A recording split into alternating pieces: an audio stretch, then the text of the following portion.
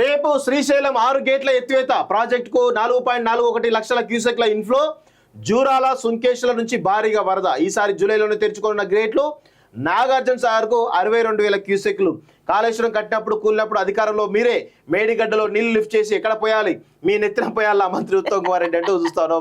So నాకు తెలిసి ఈ శ్రీశైలం 6 గేట్ల ఎత్తివేత కూడా కేటీఆర్ వార్నింగ్ ఇచ్చిండు కాబట్టి ఈ 6 గేట్లు ఎత్తివేసిర్రు అని మళ్ళా ప్రచారం చేస్తారేమో బీఆర్ఎస్ అన్న. అసలు ఎల్లంపల్లి ఎస్ఆర్ఎస్ ఎల్లంపల్లి పాపం దాని సామర్థ్యం వచ్చేసి 20 టీఎంసీలు.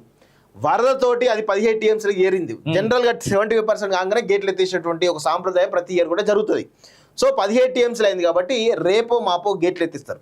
దానికి శ్రీశైలం నుంచి మొత్తం కాళేశ్వరం నుంచి కాళేశ్వరం కట్టడం వల్లనే ఆ ఎల్లంపల్లి నిండిందని చెప్పేసి అంటారు. ఎల్లంపల్లి కానీ ఎస్ఆర్ఎస్పి కానీ ఏవైతే ఉన్నాయో ఈ ప్రాజెక్ట్స్ ఏవైతే ఉన్నాయో వీటికి ప్రతి ఇయర్ కూడా కాళేశ్వరంతో సంబంధం లేకుండా నీళ్లు నిండేటువంటి సాంప్రదాయం ఎప్పటి నుంచో ఉంది. ప్రతిసారి కాళేశ్వరం కట్టినప్పుడు ఎల్లంపల్లి నిండినటువంటి సందర్భాలు అనేకం ఉన్నాయి. కానీ వీళ్ళు ఏం చేస్తారంటే ఇప్పుడు ఈ విధంగా మోసం చేసేటువంటి మాటలు చెప్పడం వల్ల ప్రజలు డైవర్ట్ చేస్తున్నారు. దయచేసి తెలంగాణ ప్రజలు అర్థం చేసుకోండి.